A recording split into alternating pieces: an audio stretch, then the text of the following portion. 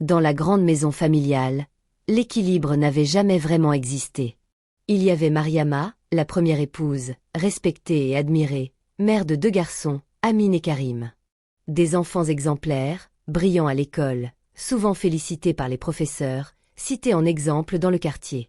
Leur intelligence semblait être une bénédiction évidente, un prolongement de la dignité de leur mère. Et il y avait Rokhaya, la seconde épouse. Plus jeune, plus fougueuse, mais rongée par un complexe permanent. Elle avait donné 3 filles à leur mari, mais aucune n'avait la vivacité des fils de Mariama. Pire, ces filles, malgré les cours particuliers et les cahiers neufs achetés chaque rentrée, enchaînaient les mauvaises notes, les moqueries des camarades, les remarques humiliantes des professeurs. Chaque bulletin scolaire était une gifle silencieuse. Chaque félicitation donnée à Amine ou Karim résonnait dans le cœur de Rokhaya comme une défaite personnelle. Le soir, dans l'intimité de sa chambre, elle murmurait à son mari. « Tes fils brillent, on le sait tous. Mais moi, que diront les gens de mes filles? Que je n'ai enfanté que des cancres. » L'homme, partagé, esquivait la réponse, fuyant les querelles. Mais au fond, Rokhaya savait, dans la hiérarchie invisible de la maison, elle serait toujours l'ombre. Mariama était morte, certes, mais son aura survivait à travers ses fils. Ses propres filles, elles, n'étaient que des silhouettes maladroites, incapables de rivaliser. La maison familiale, autrefois construite comme un refuge, était devenue un champ de bataille silencieux. Les repas étaient lourds de non-dits. D'un côté les garçons, bien habillés, sérieux, qui racontaient leur réussite scolaire. De l'autre, les filles de Rokhaya, se taisant ou se chamaillant, comme pour dissimuler leur honte. Dans le quartier, la rumeur se répandait. Les fils de Mariama sont des prodiges. Les filles de Rokhaya? Hélas, elles sont lentes. Cette comparaison incessante nourrissait un ressentiment que Rokhaya ne pouvait plus contenir. Elle se jurait, dans son cœur, de trouver une manière de rééquilibrer les choses. Le drame prit racine dans cette frustration. Quand la mort de Mariama laissa un vide immense, Rokhaya y vit une opportunité. Elle pouvait enfin imposer sa suprématie, effacer l'ombre de sa coépouse défunte. Mais les fils de Mariama restaient un obstacle. Amine, surtout. À 21 ans, il était devenu non seulement un étudiant brillant, mais aussi un jeune homme charismatique, aimé de tous. Il portait en lui la fierté de sa mère disparue, une lumière que Rokhaya ne pouvait supporter. Alors naquit l'idée monstrueuse. Une idée née d'un mélange de jalousie, de rancune et d'un désir maladif d'éteindre la lignée de Mariama. Un soir, alors qu'elle observait sa plus jeune fille, Aïcha, âgée de 6 ans, Rokhaya comprit qu'elle tenait son arme. L'enfant, malléable, pouvait être le pion d'un récit terrible. Tout commença par des murmures. De petites phrases distillées dans l'oreille de sa fille Aïcha, 6 ans, douce et naïve. « Tu sais, ton frère Amine n'est pas aussi gentil qu'il en a l'air. Parfois, les grands font des choses vilaines aux petites. Si tu dis à papa ce que je vais t'apprendre, il te protégera toujours. » Rokhaya savait manier les mots. Elle les distillait comme du poison, goutte à goutte, jusqu'à ce que l'enfant commence à répéter ce qu'elle voulait entendre. Au début, ce n'étaient que des phrases confuses. Puis, peu à peu, elle orienta ses questions, reformula ses réponses, jusqu'à créer un récit crédible. Aïcha aurait été victime d'Amine. La première fois que Rokhaya parla, ce fut à voix basse, devant 2 voisines. « Je ne devrais pas le dire, mais Amine n'est pas celui que vous croyez. » Elle n'avait pas besoin de détails. Dans un quartier où chacun scrutait les familles polygames comme des arènes, l'insinuation suffisait. La rumeur enfla comme une braise qu'on souffle. Très vite, elle atteignit les oreilles du père. Celui-ci, bouleversé, convoqua son fils. « Amine, dis-moi que ce n'est pas vrai. » Le jeune homme, abasourdi, faillit s'effondrer. « Père, comment peux-tu croire cela? Jamais, jamais je ne ferai une telle chose. » Mais le doute s'était déjà installé. Rokhaya, les yeux rougis, jouait la mère protectrice. Aïcha, confuse et manipulée, répétait ses phrases apprises. L'affaire prit une tournure judiciaire plus vite qu'Amine ne l'aurait cru. La police débarqua chez lui un matin. Menottes au poignet, il fut emmené sous le regard médusé du quartier. À l'interrogatoire, il ne trouva pas les mots. Comment prouver son innocence face à une enfant en larmes, répétant qu'il l'avait touchée?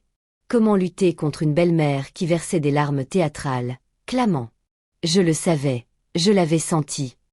L'enquête fut bâclée. Aucun examen médical approfondi. Aucun recoupement sérieux. Le dossier était monté à la hâte, nourri par l'émotion et la honte. Au tribunal, l'accusation fut implacable. Le procureur brandissait l'innocence d'une enfant contre la dangerosité d'un jeune adulte. Le jury, ému, n'écoutait plus. Le verdict tomba, 15 ans de prison, dont 5 ans ferme incompressible. Quand la sentence fut prononcée, un silence pesant envahit la salle. Amine se leva, le regard noir, une dignité désespérée dans les yeux. « Je suis innocent. Je n'ai jamais touché ma sœur. Mais si la justice m'enterre aujourd'hui, la vérité, elle, finira par jaillir. » Ces mots résonnèrent, mais personne n'écouta. Son père s'écroula, incapable de choisir entre ses 2 foyers. Ses frères éclatèrent en sanglots. Rokhaya, elle, détourna les yeux avec une froideur glaciale. Son plan avait fonctionné. Et Amine fut conduit derrière les barreaux, comme un criminel. La porte métallique claqua derrière lui avec un bruit sourd. Amine eut l'impression qu'on scellait son cercueil. L'air était lourd, saturé d'humidité et d'odeurs mêlées. Transpiration, urine, désinfectant bon marché. Les cris résonnaient dans les couloirs, insultes, rires moqueurs, appels désespérés. On l'avait jeté dans une cellule de 8 mètres carrés, déjà occupée par 5 détenus. Les matelas étaient de simples morceaux de mousse éventrée, posés au sol. Un trou au fond servait de toilette. Alors, voilà le nouveau. Ricana un homme au torse tatoué. Son regard s'arrêta sur Amine. Un violeur d'enfants. Les autres se mirent à rire, un rire qui lui glaça le sang. En prison, les crimes n'étaient pas tous égaux. Les voleurs, les dealers, même les meurtriers pouvaient inspirer du respect. Mais les hommes accusés de viol sur mineurs étaient les parias. Amine fut marqué du sceau de l'infamie. Chaque jour, il subissait les insultes. Sale chien. Pédophile. Si tu t'approches trop, je t'ouvre en 2. Une fois, dans la cour, 3 détenus le bousculèrent contre un mur. L'un d'eux lui cracha au visage. Un autre le frappa au ventre. Amine tomba à genoux, suffocant. « Tu n'es pas un homme, t'es une vermine. » Cette humiliation fut son baptême de feu.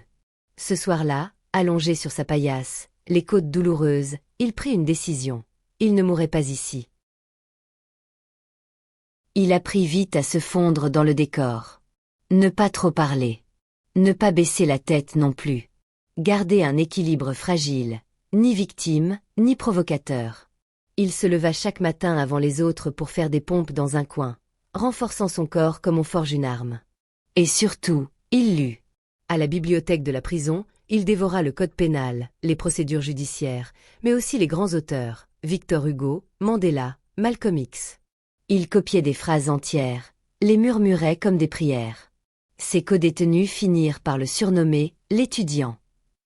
Derrière ses yeux sombres, il nourrissait une rage froide, mais aussi une discipline nouvelle. Les nuits étaient les plus cruelles. Les barreaux, les chaînes, les cris des autres détenus réveillés par leurs démons. Et au-dessus de tout, l'injustice. Amine fixait le plafond, incapable de dormir. Il revoyait le visage de sa petite demi-sœur, Aïcha, manipulée. Les larmes qu'elle avait versées au tribunal. La voix tremblante qui répétait des accusations inventées. Et il entendait, encore et encore, le silence de son père dans la salle d'audience. Parfois, il enfouissait son visage dans ses mains et sanglotait en silence, pour que personne n'entende. Mais le lendemain, il se levait droit, impassible. Un masque de pierre.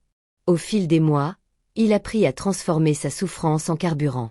Chaque insulte reçue, chaque humiliation subie, il les rangeait dans une boîte intérieure. Cette boîte était son coffre-fort de rage. Un jour, je sortirai d'ici, se répétait-il. Et ce jour-là, je ne serai plus la victime. Je serai plus fort qu'eux. Plus fort que le système. Il s'imposa une règle, Aucun gardien, aucun détenu, aucun juge ne le verrait briser. Il devint une ombre silencieuse, méthodique. Son regard intense dérangeait même les plus violents. On le laissa tranquille, peu à peu. Mais dans son fort intérieur, une tempête grandissait. À chaque procès en appel, la famille espérait un miracle. Ils se levaient à l'aube, vêtus de leurs habits les plus corrects, traversaient la ville en silence, serrant dans leurs mains des dossiers d'avocats, des liasses de reçus, des preuves d'innocence qu'ils pensaient irréfutables. Mais chaque fois, la salle d'audience devenait un théâtre cruel. La petite Aïcha, manipulée par sa mère, répétait encore ses phrases apprises. Le procureur, implacable, agitait l'image d'un enfant brisé. Et les juges, insensibles, confirmaient la sentence. Coup de marteau. 15 ans. Appel rejeté. À chaque verdict, les cris des proches résonnaient dans le tribunal. La grand-mère maternelle d'Amine s'effondrait, ses mains ridées tremblant sur un chapelet. Ses frères serraient les poings, prêts à exploser. Son père, lui, restait muet, honteux, coincé entre deux mondes qu'il n'arrivait pas à réconcilier. L'argent devint une obsession. Chaque avocat réclamait des honoraires exorbitants. Chaque déplacement en ville pour assister aux audiences coûtait cher. La famille de Mariama, la première épouse, vendit bijoux, terres, et même une petite boutique de tissus héritée de la défunte. « On ne peut pas abandonner Amine », répétait Karim, son frère cadet. « Même si on doit tout perdre. » Et il perdait, effectivement. L'appartement qu'il louait fut quitté pour une maison plus modeste. Les dettes s'accumulaient. Des voisins, autrefois admiratifs, commençaient à murmurer. Ils s'entêtent pour rien. La justice a déjà parlé. Mais malgré la fatigue, malgré les poches vides, ils continuaient à se battre. L'injustice avait ravagé leur quotidien, mais pas leur fidélité. Après le 3e appel rejeté, un silence funèbre s'abattit sur la maison. Les repas se prenaient dans un mutisme pesant. Les regards s'évitaient. Personne n'osait prononcer le nom d'Amine, comme si en parler risquait de rouvrir une plaie déjà purulente. Sarah, la cousine, ne supportait plus ce silence. Elle voyait ses oncles s'affaiblir, ses tantes vieillir prématurément, ses cousins sombrer dans la colère. Elle-même, étudiante en journalisme, sentait une révolte grandir dans ses veines. Une nuit, elle dit « Si la justice ne veut pas l'entendre, alors c'est au peuple de l'écouter. » Les regards se tournèrent vers elle. « Qu'est-ce que tu veux dire ? » « Je vais médiatiser l'affaire. Je vais contacter les journalistes. On ne peut plus se battre seul. » Ce fut d'abord une petite chronique dans un journal local. Un article discret, mais qui soulevait une question. L'affaire Amine, erreur judiciaire ou tabou familial. Puis, un journaliste plus réputé s'en empara. Il avait bâti sa carrière sur les failles du système judiciaire. Méfiant d'abord, il accepta d'écouter Sarah et de relire le dossier. Ce qu'il découvrit le stupéfia. Aucune preuve matérielle. Une expertise psychologique unique, biaisée. Et le mobile évident d'une coépouse jalouse. Il décida d'enquêter. L'émission télévisée qui suivit fit l'effet d'une bombe. Le visage d'Amine apparut à l'écran. Une photo de lui étudiant, souriant, contrastait avec les accusations horribles. Sa voix, enregistrée depuis la prison, résonna. « Je suis innocent. Mais si je dois mourir ici, je mourrai en clamant la vérité. » Le pays entier fut secoué. Les débats s'enflammèrent. Certains le traitaient de monstre manipulateur. D'autres, de martyr sacrifié. Les réseaux sociaux explosèrent sous le hashtag Justice pour Amine. Le mouvement prit de l'ampleur. Des associations de défense des droits de l'homme s'emparèrent du dossier. Des avocats proposèrent bénévolement leur aide. Des étudiants descendirent dans les rues avec des pancartes. La tante, Rokhaya, vit son monde vaciller. Elle, qui se croyait protégée par le silence de la maison et la crédulité du tribunal, se retrouva pointée du doigt. Les regards dans le quartier changèrent. Elle passait du rôle de mère éplorée à celui de manipulatrice potentielle. Le ministère de la Justice, sous pression, fut contraint de rouvrir le dossier. Quand l'affaire devint nationale, Rokhaya crut d'abord pouvoir tenir. Elle jouait encore son rôle de mère blessée, victime protectrice. Devant les caméras, elle pleurait avec un talent théâtral. « Je n'ai fait que protéger ma fille. Pourquoi m'accuse-t-on, moi? Mais derrière les rideaux de sa maison, l'atmosphère avait changé. Ses voisines ne lui rendaient plus visite. Ses filles entendaient des insultes en chemin vers l'école. Fille de menteuse. Votre mère a vendu un innocent. Son mari, déjà distant, s'éloigna davantage. Il ne la regardait plus avec la même autorité. Il la fuyait, comme si son mensonge l'avait contaminée. Et plus les preuves de l'innocence d'Amine s'accumulaient dans les médias, plus Rokhaya s'enfonçait dans l'isolement. Ses nuits devenaient des veilles. Ses mains tremblaient lorsqu'elle faisait chauffer le thé. Ses filles la regardaient en silence, comprenant que quelque chose clochait sans oser poser de questions. Dans son cœur, une peur croissante grandissait. Et si le mensonge éclatait au grand jour? Et si Aïcha, désormais adolescente, finissait par tout dire? Aïcha avait grandi avec le poids d'une accusation qu'elle ne comprenait plus. À 6 ans, sa mémoire avait été façonnée par les mots de sa mère. Mais à 12, 13 ans, la confusion s'installa.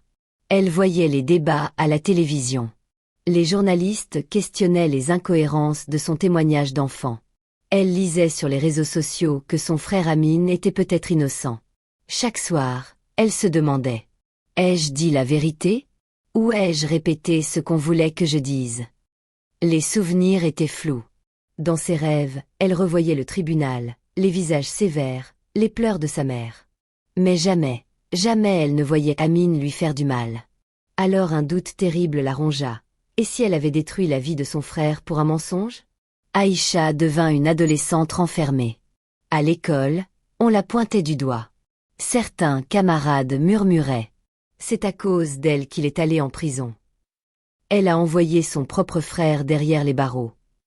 Elle baissait la tête, fuyait les regards, ne parlait presque plus. Ses résultats scolaires, déjà médiocres, s'effondrèrent. Elle traînait des cahiers vides, incapable de se concentrer. À la maison, ses rapports avec sa mère devinrent tendus. « Maman, est-ce que c'était vrai ?» osa-t-elle demander un soir. Rokhaya blêmit. « Ne pose jamais cette question. Tu dis ce que je t'ai appris. Tu comprends ?»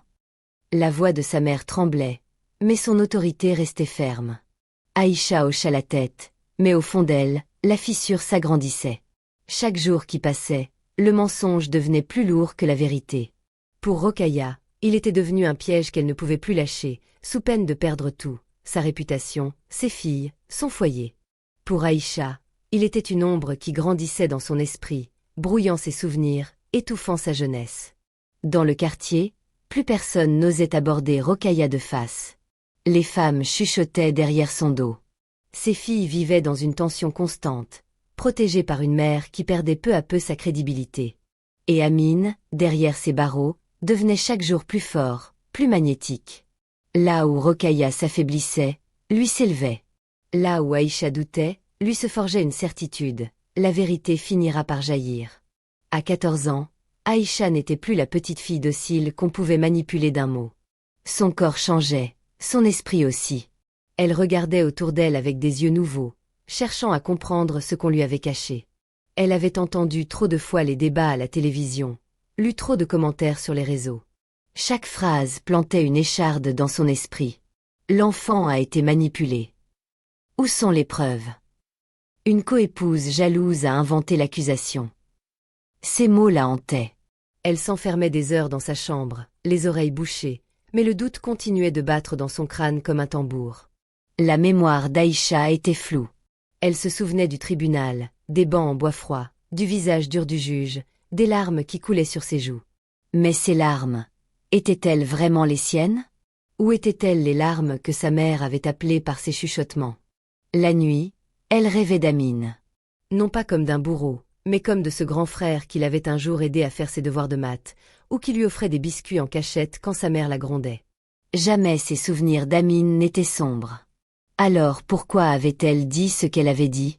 Une phrase revenait sans cesse. « Répète ce que je t'ai appris. » Un soir, elle osa de nouveau interroger sa mère. « Maman, est-ce qu'Amine m'a vraiment fait ça ?»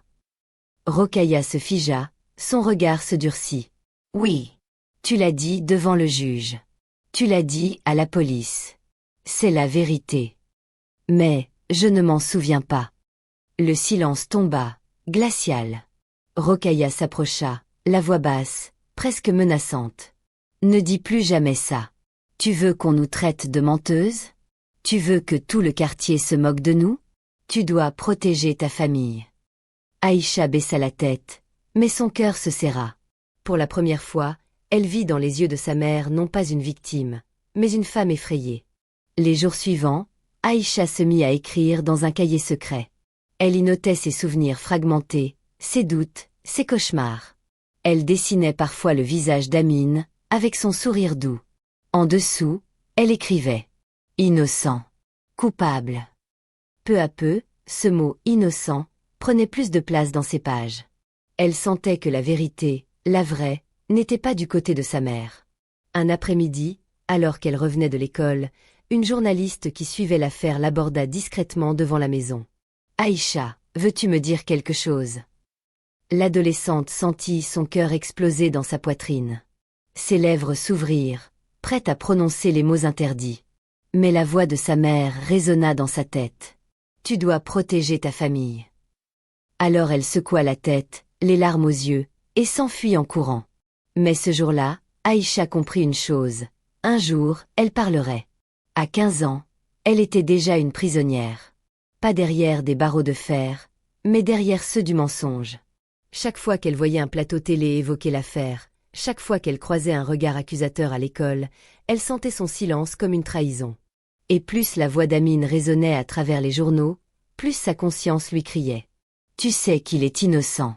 Et c'est toi qui peux le libérer. » Rokhaya ne dormait plus. Chaque nuit, elle se réveillait en sursaut, trempée de sueur, persuadée qu'on frappait à sa porte pour l'arrêter. Dans ses cauchemars, elle voyait Amine sortir de prison, son regard fixé sur elle, impitoyable. Ses voisines, autrefois amicales, changeaient de trottoir. Ses filles rentraient de l'école en pleurs, harcelées par les insultes. Fille de menteuse. Votre mère a envoyé un innocent en prison. Même son mari s'éloignait d'elle.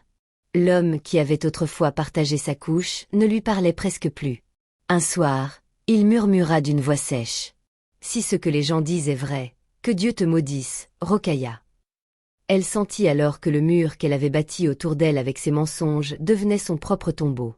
Pendant ce temps, Aïcha se consumait. À 15 ans, son corps s'était allongé, mais son regard restait celui d'une enfant perdue. Chaque jour, elle portait le fardeau d'un secret qui n'était pas le sien. Elle se souvenait de ce jour où elle avait répété, devant le juge, des phrases soufflées par sa mère. Mais elle se souvenait aussi de la douceur d'Amine, de sa main sur son épaule lorsqu'elle tombait, de ses sourires fraternels. Une nuit, incapable de dormir, elle se leva et ouvrit son cahier secret.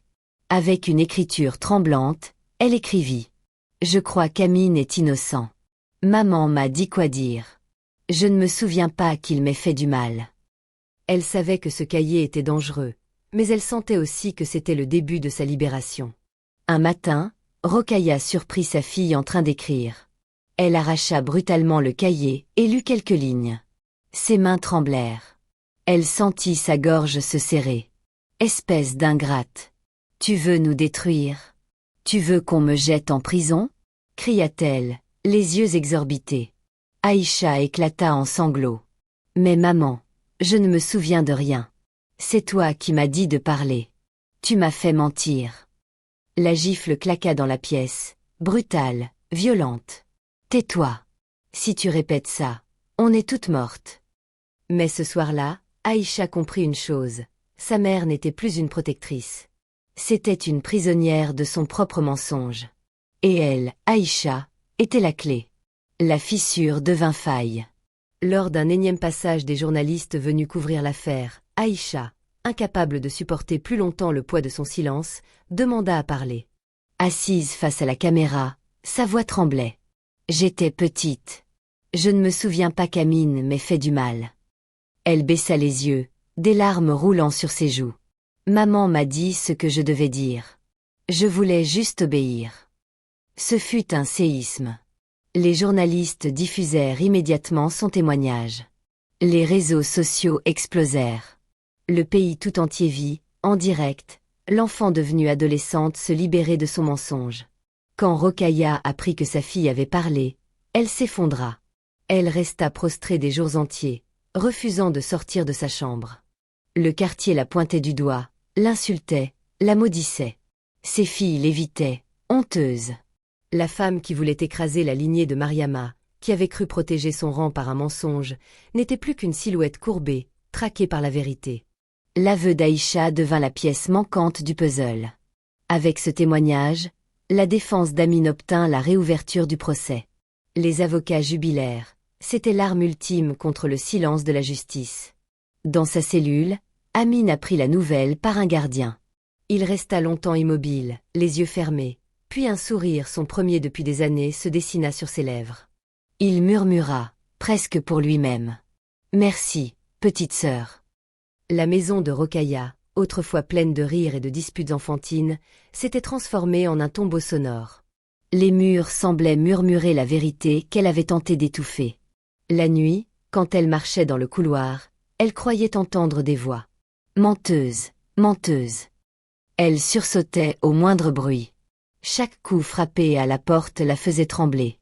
Était-ce la police? Était-ce un voisin venu l'affronter? Était-ce Amine, revenue pour se venger? Au marché, les vendeuses détournaient le regard quand elle approchait. Certaines riaient dans son dos. Voilà la femme qui a condamné son beau-fils pour rien. D'autres la regardaient avec une pitié glaciale. Que Dieu la pardonne, si c'est encore possible. Ses filles, elles, n'osaient plus marcher à ses côtés. Elles pressaient le pas, la tête baissée, pour éviter d'être reconnues. Rokhaya sentait qu'elle perdait tout, son honneur, son foyer, et même l'amour de ses propres enfants. La nuit, Rokhaya ne trouvait plus le sommeil. Elle restait assise sur son lit, les yeux fixés sur l'ombre des rideaux. Dans son esprit, elle revoyait sans cesse la scène du tribunal, Amine menottée, ses yeux noirs la fixant comme des poignards. « Tu as détruit ma vie. » Elle entendait sa voix résonner dans sa tête, alors qu'il n'avait jamais prononcé ces mots. Parfois, elle se levait en sursaut, croyant voir son fantôme assis au pied de son lit. Elle criait, réveillant ses filles, qui la regardaient désormais avec une peur muette. L'aveu d'Aïcha avait brisé le dernier mur de protection. Rokhaya savait que tôt ou tard, la justice se retournerait contre elle. Elle passait des heures à prier, ses mains tremblant sur son chapelet, suppliant Dieu de lui pardonner. Mais au fond d'elle, elle savait que son crime n'était pas seulement contre Amine.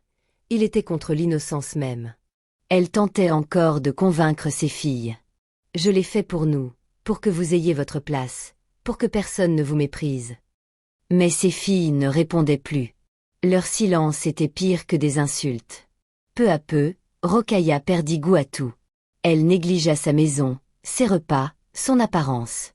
Ses vêtements restaient froissés, ses cheveux mal attachés. Elle parlait seule, comme si elle plaidait encore au tribunal, répétant sans cesse. « Je voulais protéger ma fille. Je voulais protéger ma famille. » Mais personne ne l'écoutait. Elle n'était plus qu'une ombre, une paria. Un soir, alors que la famille se préparait à un nouvel épisode judiciaire autour d'Amine, Rokhaya éclata. Devant ses filles, elle se mit à hurler. « C'est moi. C'est moi qui ai inventé tout ça. Vous êtes satisfaite. » Ses filles pleuraient, la suppliant de se taire. Mais elle continua, comme possédée. « Je ne pouvais plus supporter Mariama et ses fils parfaits. Je ne voulais pas que vous soyez toujours derrière eux.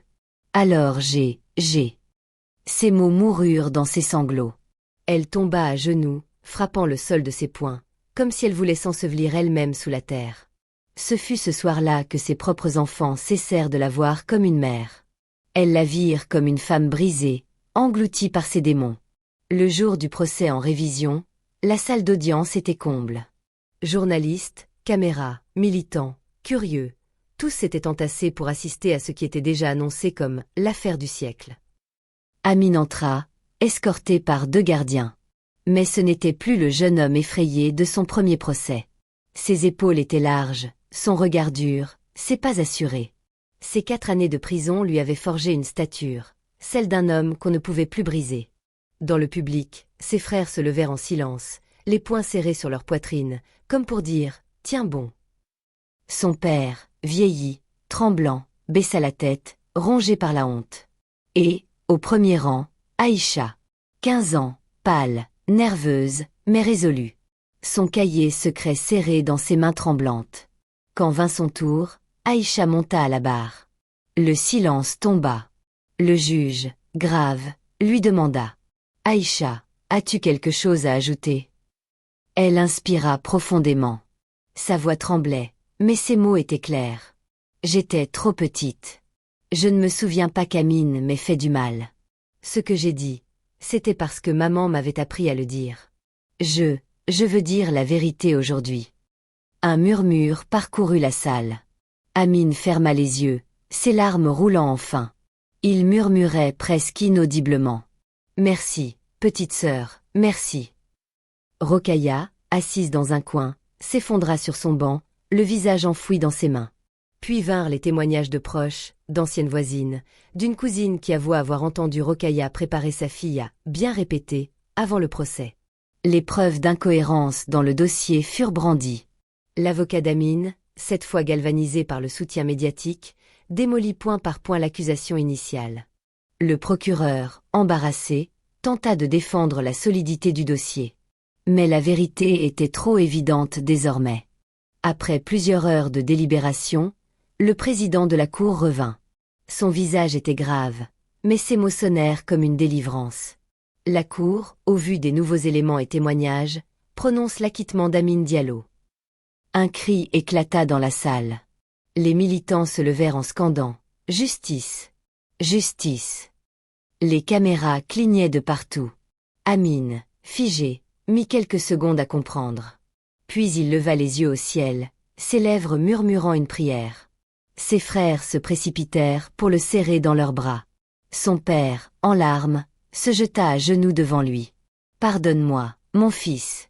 Pardonne-moi. » Amine, d'une voix ferme, répondit. « Ce n'est pas à moi que tu dois demander pardon. C'est à la vérité. » À la sortie du tribunal, la foule en liesse l'attendait. Amine apparut, libre, les bras levés vers le ciel. Les flashs crépitèrent, les chants éclatèrent. Il n'était plus un simple homme, il était devenu un symbole. Aïcha s'approcha timidement de lui. Leurs regards se croisèrent. Elle murmura, la voix brisée. « Pardon, Amine, je ne voulais pas. » Il posa doucement sa main sur sa tête, comme autrefois. « Tu étais une enfant. C'est moi qui suis ton frère. Je ne t'en veux pas. » Et pour la première fois depuis des années, Aïcha éclata en sanglots sincères, délivrée de son fardeau. Ce jour-là, Amine ne gagna pas seulement sa liberté. Il gagna une seconde vie. La presse titra « L'homme qui a vaincu l'injustice ». Son nom devint un cri de ralliement pour tous ceux que le système avait écrasés. Son livre, son association, ses discours allaient bientôt changer le visage du pays. Et derrière lui, dans l'ombre, Rokhaya errait comme une âme morte. Elle n'avait plus de voix, plus de crédibilité, plus de place. Son nom ne serait retenu que comme celui de la femme qui avait inventé le mensonge le plus cruel. Amine sortit de prison avec une cicatrice invisible, mais une aura magnétique. Ses premières paroles, captées par les caméras à la sortie du tribunal, marquèrent les esprits. « Je ne veux pas de vengeance. Je veux que plus jamais un innocent ne vive ce que j'ai vécu. » Ces mots suffirent à faire de lui autre chose qu'un simple acquitté, un symbole. Son livre, 5 ans d'ombre, devint un best-seller. Il y décrivait les nuits glaciales en cellule, les humiliations, mais aussi les lectures qui l'avaient sauvé et la foi en son innocence qui lui avait donné la force de tenir. Partout, on citait ces phrases comme des mantras. Très vite, Amine fut invité sur tous les plateaux télévisés. Ses conférences attiraient des foules, étudiants, militants, anciens prisonniers, simples citoyens avides d'espoir. Sa voix posée, claire, résonnait comme celle d'un prophète moderne. Il fonda une association, Vérité et Justice, dédiée à la défense des victimes d'erreurs judiciaires.